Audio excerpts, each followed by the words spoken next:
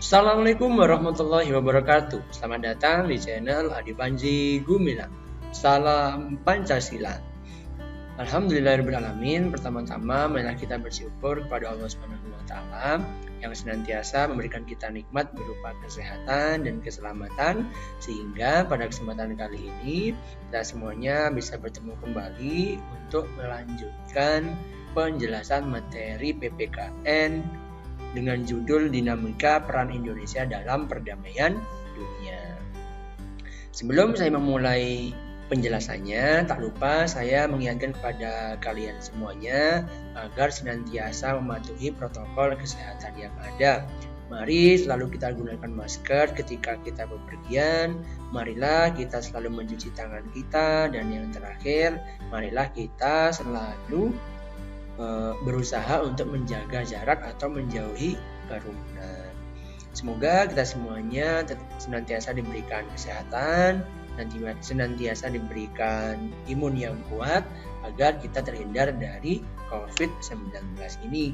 Semoga COVID-19 bisa segera hilang dari bumi Indonesia agar kita semuanya bisa beraktivitas seperti semula. Amin ya robbal alamin. Baik anak-anak semuanya, langsung saja saya menyampaikan pokok bahasan yang akan saya bahas pada kesempatan kali ini. Yang pertama, saya nanti akan mengajak kalian untuk mengetahui lebih jauh ya. Kita akan melakukan pendekatan lagi terhadap konsep politik luar negeri bebas aktif yang diterapkan Indonesia. Yang kedua, nanti akan saya jelaskan berkaitan dengan peran Indonesia dalam perdamaian dunia melalui organisasi internasional. Nah, yang pertama, lebih dekat dengan politik luar negeri bebas aktif. Pertama-tama, saya akan memberikan pengantar kepada kalian semuanya. Seperti yang sudah dijelaskan di video sebelumnya, bahwa Indonesia menerapkan konsep politik bebas aktif dalam melaksanakan hubungan internasional. Konsep tersebut oleh Dr. Andes Muhammad Hatta diibaratkan seperti mendayung antara dua karang, yang artinya bangsa Indonesia berpendirian menjadi negara yang tidak terjebak dalam kepentingan dua blok yang berseteru. Negara Indonesia tidak mau menjadi objek dalam pertarungan politik antara dua blok tersebut. Negara kita harus menjadi subjek yang berhak menentukan sikap sendiri dan memperjuangkan tujuan sendiri, yaitu merdeka seutuhnya tanpa ada rongrongan negara lain. Kemudian dalam konteks kekinian, konsep tersebut bermakna bahwa pola kerjasama bangsa Indonesia dengan negara lain selalu menitik beratkan pada peran atau kontribusi yang dapat diberikan oleh bangsa Indonesia bagi kemajuan peradaban dan perdamaian dunia. Seperti itu ya. Oke. Nah, ini adalah para pemimpin negara-negara di Asia Tenggara ya. Di sini ada kata bebas aktif sebagai simbol bahwa apa yang kita pelajari sekarang adalah konsep politik luar negeri bebas aktif seperti itu. Oke. Nah, dijelaskan dalam pasal 3 Undang-Undang Nomor 37 Tahun 99 tentang hubungan luar negeri bahwa politik luar negeri Indonesia ya menganut prinsip bebas aktif yang diabdikan untuk kepentingan nasional. Nah, di sini yang saya garis bawahi adalah kata bebas aktif dan kata kepentingan nasional. Nah, yang dimaksud dengan bebas aktif adalah politik luar negeri yang pada hakikatnya bukan merupakan politik netral, melainkan politik luar negeri yang bebas menentukan sikap dan kebijaksanaan terhadap permasalahan internasional dan tidak mengikatkan diri secara priori pada suatu kekuatan dunia serta secara aktif memberikan sumbangan baik dalam bentuk pemikiran maupun partisipasi aktif dalam menyelesaikan konflik, sengketa, dan permasalahan dunia lainnya demi terwujudnya ketertiban dunia yang berdasarkan kemerdekaan, perdamaian abadi, dan keadilan sosial. Intinya sesuai dengan amanat dari alinea keempat pembukaan Undang-Undang Dasar Negara Republik Indonesia tahun 45. Nah, Sedangkan yang dimaksud dengan diabdikan untuk kepentingan nasional adalah politik luar negeri yang dilakukan Indonesia itu tujuannya untuk mewujudkan tujuan nasional sebagaimana tersebut di dalam pembukaan UUD NRI 45. Itu ya. Oke. Apa landasan politik luar negeri bebas aktif yang berlaku di Indonesia? Di sini ada 3. Yang pertama adalah landasan ideal. Landasan ideal ini berdasarkan ideologi ya. Pelaksanaan politik luar negeri Republik Indonesia haruslah merupakan pencerminan ideologi bangsa. Apa ideologi bangsa Indonesia? Yaitu Pancasila. Yang kedua, landasan konstitusional, berarti ini berdasarkan konstitusi negara kita. Apa konstitusi negara kita? Yaitu Undang-Undang Dasar Negara Republik Indonesia tahun 45. Ini ya. Nah, Undang-Undang Dasar Negara Republik Indonesia tahun 45 ini tidak lepas dari tujuan nasional bangsa Indonesia seperti yang terdapat dalam pembukaan UUD RI 45 alinea keempat. Yang ketiga, landasan politik luar negeri bebas aktif yaitu landasan operasional atau pelaksanaannya.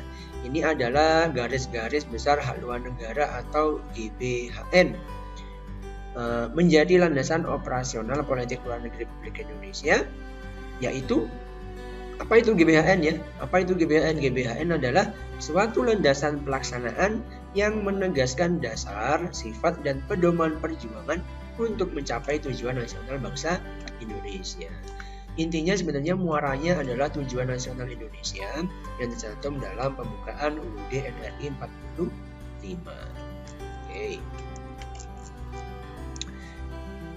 Nah, sekarang saya akan membahas tentang hubungan antara politik luar negeri Indonesia dengan ketahanan nasional, gitu ya.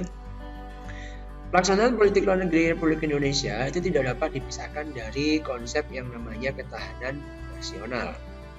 Apa itu ketahanan nasional? Ketahanan nasional adalah kondisi kehidupan bangsa Indonesia berdasarkan wawasan Nusantara dalam rangka mewujudkan daya tangkal dan daya tahan untuk dapat menandakan interaksi dengan lingkungan pada suatu waktu sedemikian rupa, sehingga dapat menjamin kelangsungan hidup dan perkembangan kehidupan bangsa Indonesia untuk mencapai tujuan nasional, yakni masyarakat adil, makmur dalam Negara Kesatuan Republik Indonesia yang berlandaskan Pancasila.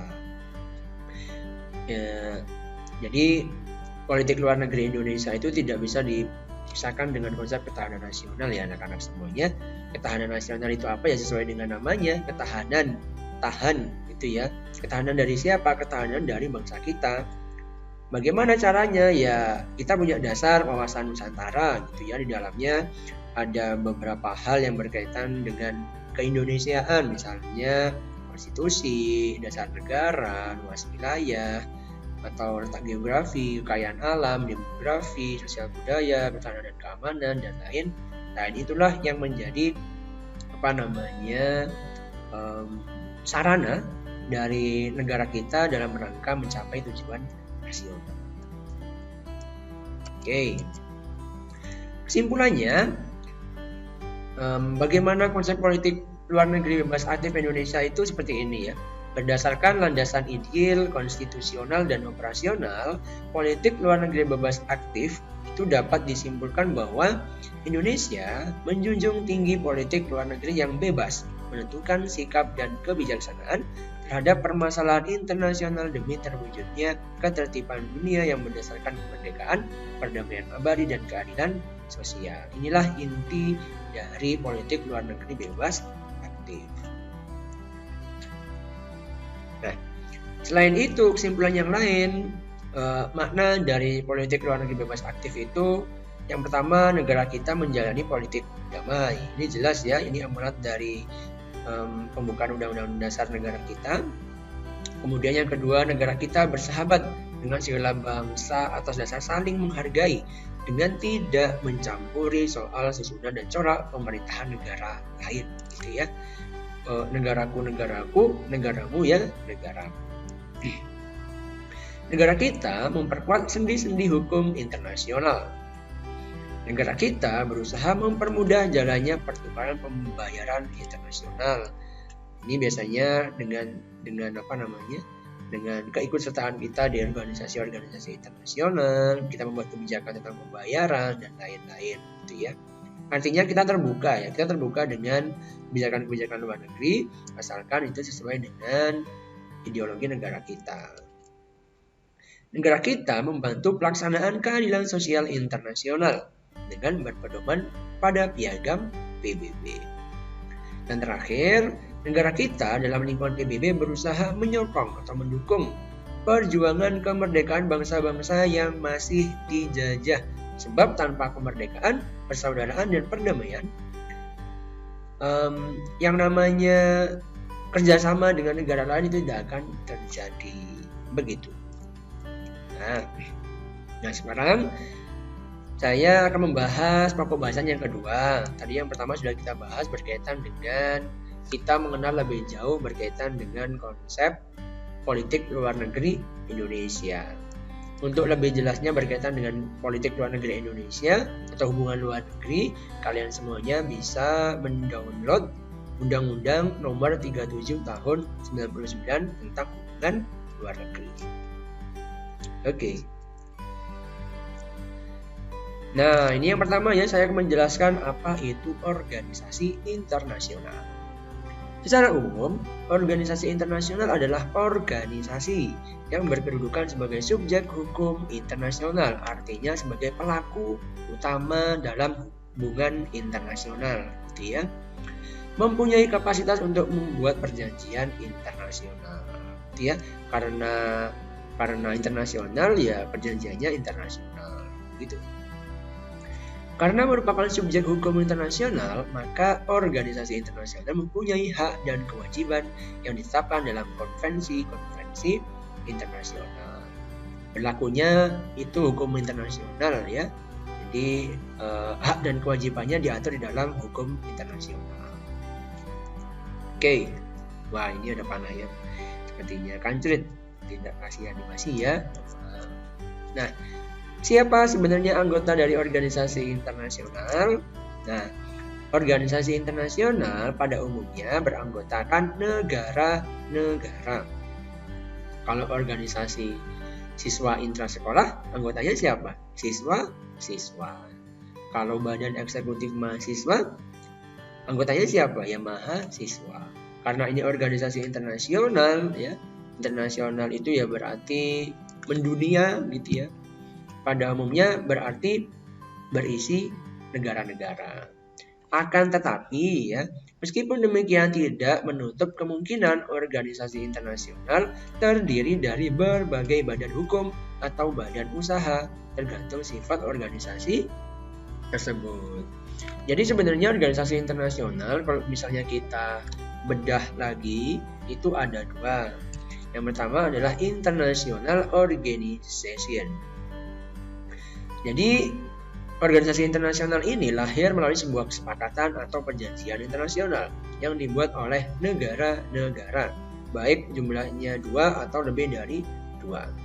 Sehingga yang menjadi anggota dalam organisasi internasional kategori ini adalah negara-negara yang menjadikannya terkategori sebagai salah satu subjek hukum internasional. Contohnya apa? Misalnya PBB, ada ASEAN, ada OAU itu organisasi Afrika ya, ada WTO, ada ITU, ada WIPO dan lain-lain. Nah, yang saya warnai biru itu masuk ke dalam kategori General International Organization. Jadi umum ya, mengurusi berbagai bukan mengurusi berbagai macam ya, organisasi yang umum intinya seperti itulah. Tidak secara khusus menangani hal-hal tertentu. Nah, kecuali berbeda dengan yang hijau. Kalau yang hijau itu yang khusus ya, Functional International Organization. Jadi organisasi ini itu hanya khusus menangani fungsi-fungsi tertentu, misalnya di bidang perdagangan, di bidang komunikasi, di bidang pendidikan dan lain-lain. Itu ya. Oke.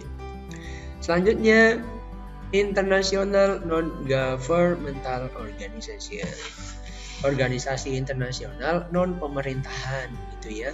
Ini didirikan oleh perseorangan atau kelompok-kelompok yang tidak memiliki keterkaitan dengan pemerintahan sebuah negara.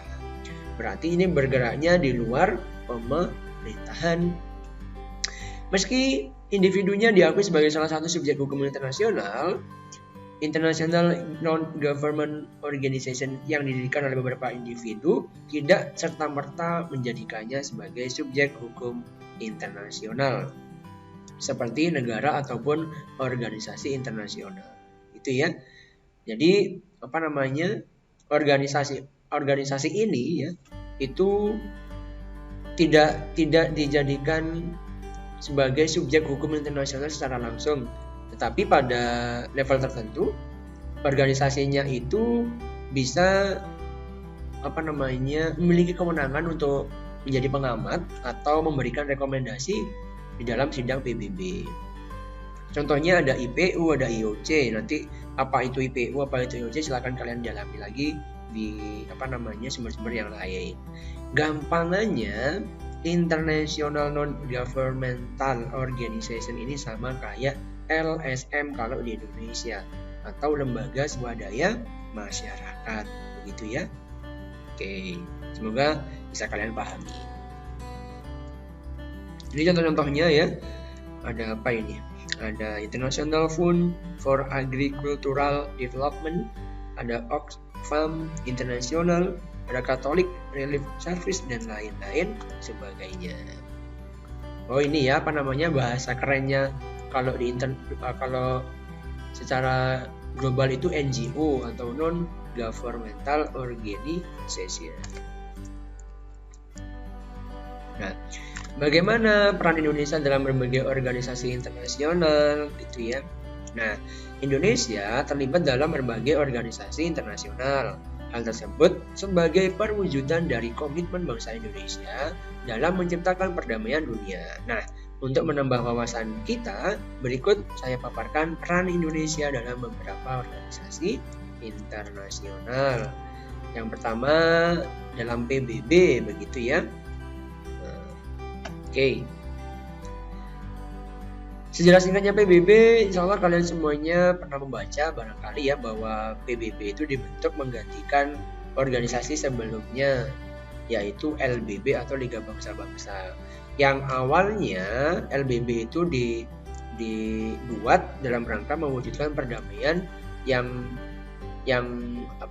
dalam Perang Dunia Pertama yang terjadi tahun 1914 sampai 1918. Tetapi LBB itu gagal atau tidak dapat mewujudkan perdamaian tersebut, sehingga ketika Perang Dunia Kedua itu diadakan pertemuan antara Menteri Inggris yang bernama Winston Churchill dan Presiden Amerika Serikat Franklin D. Roosevelt, biasanya singkatannya seperti itu, pada tanggal 14 Agustus 1941. Di dalam pertemuan tersebut menghasilkan sebuah kesepakatan yang dinamakan dengan Piagam Atlantik atau Atlantic Charter. Nah, di dalamnya terdapat nilai-nilai baikan sebenarnya ya. Yang pertama, tidak membenarkan adanya perluasan wilayah atau ekspansi. Setiap bangsa berhak menentukan nasibnya sendiri. Setiap negara berhak dan bebas ikut serta dalam perdagangan dunia. Kemudian perlu diciptakan perdamaian dunia sehingga semua bangsa bebas dari rasa takut dan kemiskinan.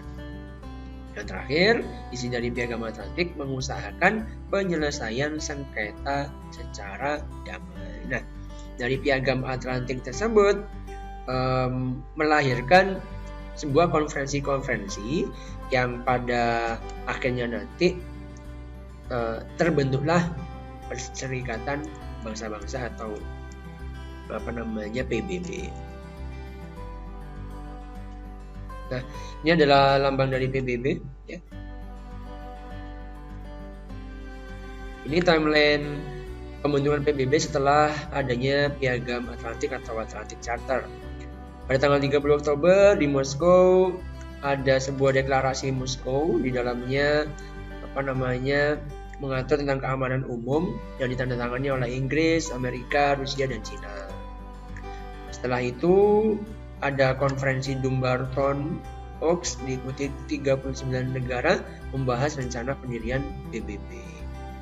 Selanjutnya 4 Februari sampai 11 Februari 45 diadakan konferensi Yalta untuk menyetujui pengadaan konferensi PBB di Amerika Serikat. Yang terakhir 25 April sampai 26 Juni diadakan konferensi San Francisco, dihadiri 51 utusan negara, menghasilkan piagam perdamaian atau Charter of Peace atau piagam PBB yang berlaku mulai 24 Oktober 45. Nah, tanggal 24 Oktober 1945 inilah tanggal lahirnya PBB. Oke. Nah, langsung kita bahas apa sih sebenarnya peran Indonesia dalam PBB itu. Ya. Indonesia itu resmi menjadi anggota PBB ke-60 tanggal 28 September 50.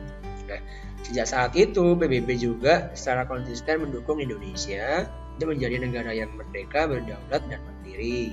Nah, sebagai negara anggota PBB, Indonesia itu terdaftar dalam beberapa lembaga di bawah naungan PBB, misalnya di ECOSOC, ada di Organisasi Buruh atau ILO, kemudian ada di FAO atau organisasi yang membidangi pangan dan pertanian, dan lain-lain. Masih banyak ya sebenarnya. Nah, di dalam PBB, Indonesia pernah berprestasi gitu ya. Sampai sekarang juga ada prestasinya. Salah satunya adalah pada waktu itu Menteri Luar Negeri kita, Bapak Adam Malik, menjabat sebagai Ketua Sidang Majelis Umum PBB. Ini beliau ya, Bapak Adam Malik. Nah, selanjutnya Indonesia itu juga terlibat langsung dalam pasukan perdamaian. Dalam hal ini Indonesia mengirimkan pasukan Garuda untuk mengemban misi perdamaian PBB di beberapa negara yang berkonflik. Ini adalah para pasukannya. Monggo kalau kalian berminat menjadi anggota TNI dan menjadi pasukan Garuda, persiapkan mulai sekarang. Ini ya, beberapa kali Indonesia juga menjadi anggota Dewan Keamanan, terhitung 4 kali mulai periode 74-75, 95-96, 2007-2009, dan yang terakhir tahun kemarin ya 2019-2020 Indonesia menjadi anggota tidak tetap Dewan Keamanan PBB. Tentunya ini menjadi suatu prestasi tersendiri buat Indonesia. Ini adalah peran Indonesia dalam PBB yang lain. Kita juga pernah memiliki wakil di dalam Komisi Hukum Internasional atau International Law Commission PBB, yaitu Bapak Menlu Mokhtar Kusumaatmadja. Kemudian yang kedua juga ada Duta Besar negara kita pada waktu itu, Bapak Nugroho Wisnumurti. Bagaimana para beliau seperti ini? Ini adalah Bapak Mokhtar Kusumaatmadja dan ini adalah Bapak Nugroho Wisnumurti. Oke, setelah PBB sekarang ASEAN. Begitu ya. Bagaimana peran Indonesia dalam ASEAN? Secara singkat, ASEAN itu kan singkatan dari Association of Southeast Asian Nations atau Persatuan Negara-Negara di Asia Tenggara. ASEAN itu didirikan pada tanggal 8 Agustus 1967 di Bangkok. Gitu ya. ASEAN didirikan oleh 5 negara pemrakarsa, yaitu Indonesia, Malaysia, Filipina, Singapura, dan Thailand. Di mana ketika berada di Bangkok itu lahir sebuah deklarasi yang bernama Deklarasi Bangkok dan ditandatangani oleh 5 perwakilan negara tersebut. Indonesia diwakili oleh Bapak Adam Malik, kemudian Filipina oleh Bapak Ramos, kemudian Malaysia oleh Bapak Tun Abdul Razak, dan yang dari Singapura diwakili oleh Bapak Raja Ratnam, dan yang terakhir Thailand diwakili oleh Bapak Koman. Gitu ya. Ini logo ASEAN. Nah, ini prinsip-prinsip pembentukan ASEAN ya. Kita sebagai negara Asia Tenggara itu hidup dengan negara Asia Tenggara yang lainnya, antara satu negara dengan negara yang lain memiliki komitmen untuk saling menghormati terhadap kemerdekaan, kedaulatan, kesamaan, integritas wilayah nasional, dan identitas nasional.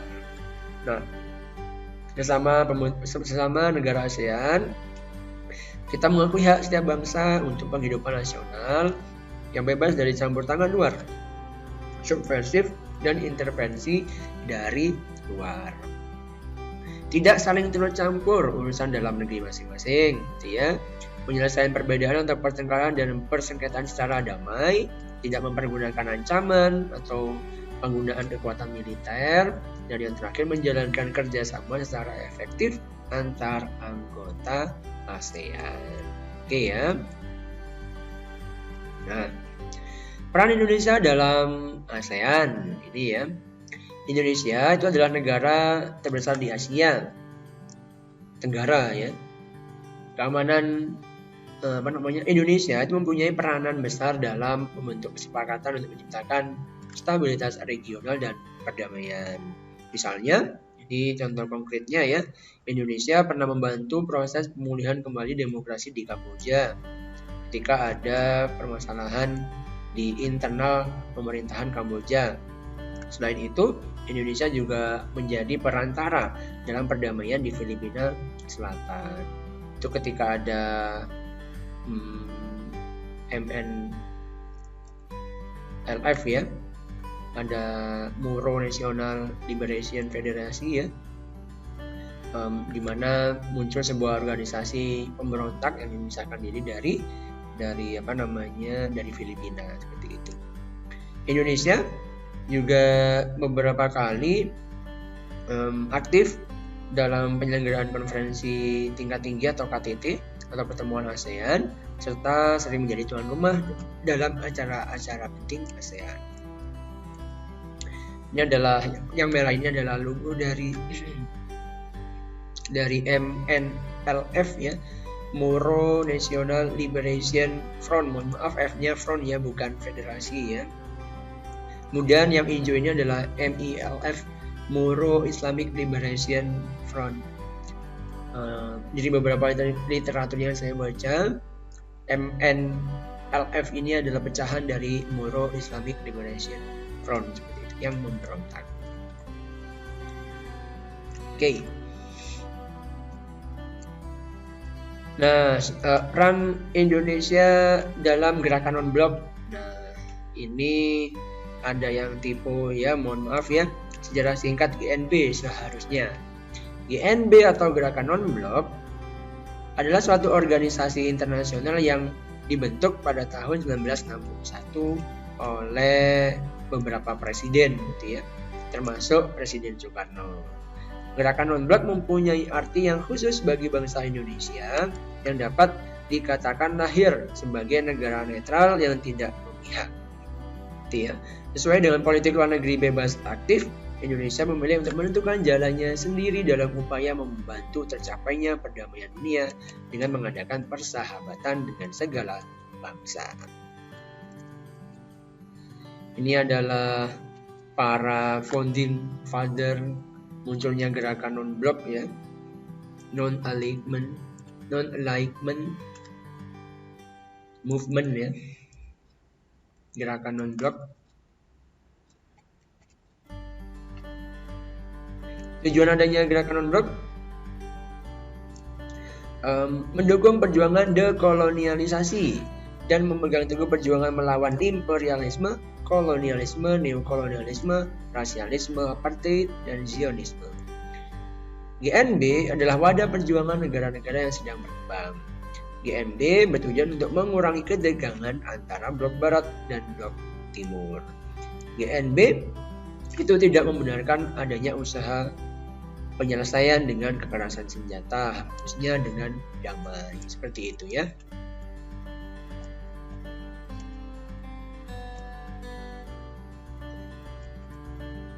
Oke, peran Indonesia dalam gerakan non-blok. Ya, sekali lagi mohon maaf, ini masih typo, ternyata belum saya rubah. Nah, selama 3 tahun dipimpin Indonesia, Banyak kalangan menyebut bahwa GNB itu berhasil memainkan peran penting dalam percaturan politik global. Lewat Jakarta Message yang ada 27 pesan, Indonesia memberi warna baru pada gerakan ini dengan meletakkan titik berat kerjasama pada pembangunan ekonomi. Nah, dengan kontribusi positif itu, Indonesia dipercaya untuk turut menyelesaikan berbagai konflik regional. Antara lain, seperti yang saya sampaikan tadi, konflik berdarah di Kamboja, gerakan separatis Moro di Filipina, dan sengketa di Laut Cina Selatan. Jadi, Laut Cina Selatan itu memang menjadi perebutan beberapa negara gitu ya. Ya, karena apa? Ya karena letaknya strategis, kemudian sumber daya perikanannya itu lumayan dan ada potensi migas gitu ya. Nah, itulah anak-anak akhir dari penjelasan saya pada kesempatan kali ini. Sekali lagi saya mohon maaf karena masih ada beberapa poin yang typo atau salah ketik. Semoga tidak mengurangi substansi penjelasan saya pada kesempatan kali ini. Semoga bermanfaat. Silakan dikoreksi kalau ada yang salah. Silakan bertanya kalau misalnya ada hal yang belum kalian pahami. Semoga bermanfaat. Sekali lagi, terima kasih. Assalamualaikum warahmatullahi wabarakatuh. Salam Pancasila.